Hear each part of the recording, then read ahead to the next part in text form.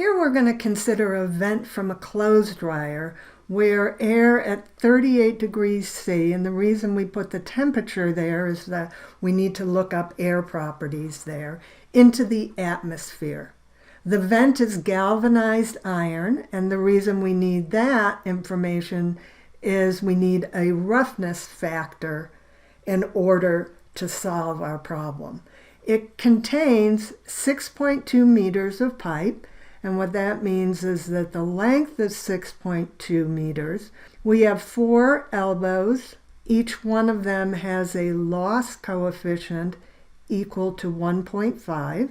The pressure at the start of the pipe is equal to 50 pascals. And we want to know the flow rate of the air if the diameter is equal to 100 millimeters. Finding the flow rate of a fluid cannot be solved by simple algebraic manipulation.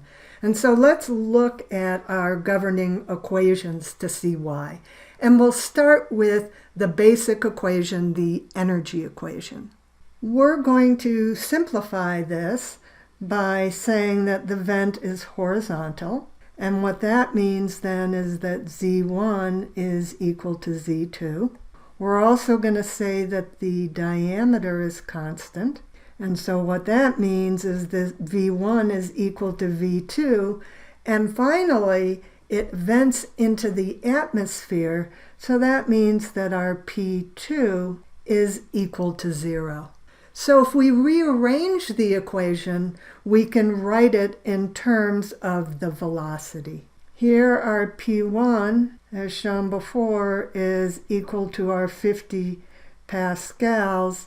Everything else for the equation is given here, except remember that our gravity is 9.8 meters per second squared. So our sum of our loss coefficients is going to be equal to 4 times 1.5, which is equal to 6. However, we have this friction factor here that we need to solve for. So our friction factor is a function of the Reynolds number, where the Reynolds number is equal to the velocity times the diameter divided by kinematic viscosity. So note that the Reynolds number is a function of the velocity. So here's our plan. We're going to use Excel's solver on the Colebrook equation, which solves for the friction factor.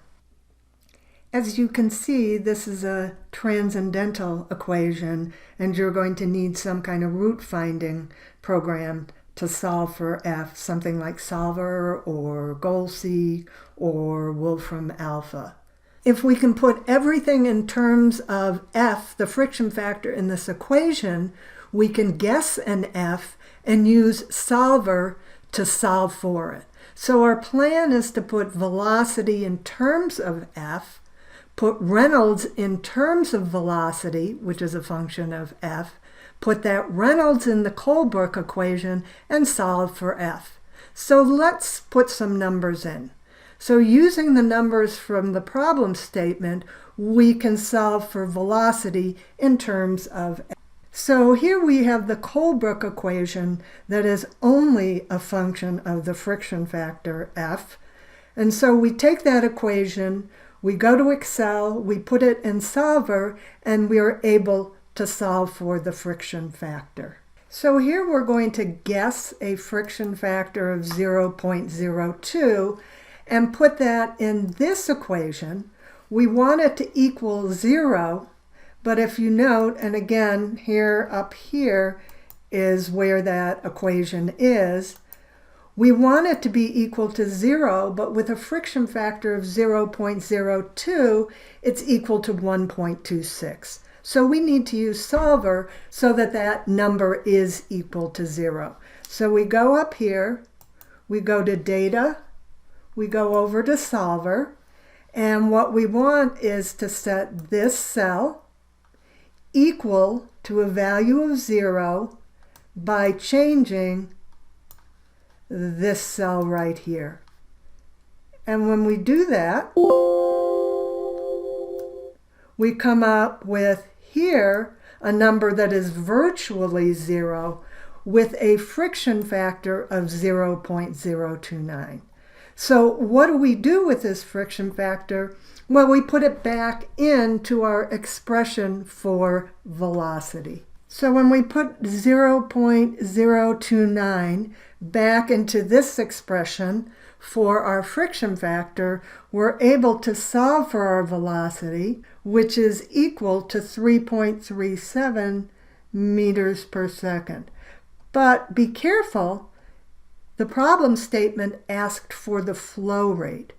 So what we're looking for is Q, which is equal to the velocity times the cross-sectional area, which is equal to 3.37 meters per second times pi d squared over 4. And our final flow rate, Q, is equal to 0.026 meters cubed per second.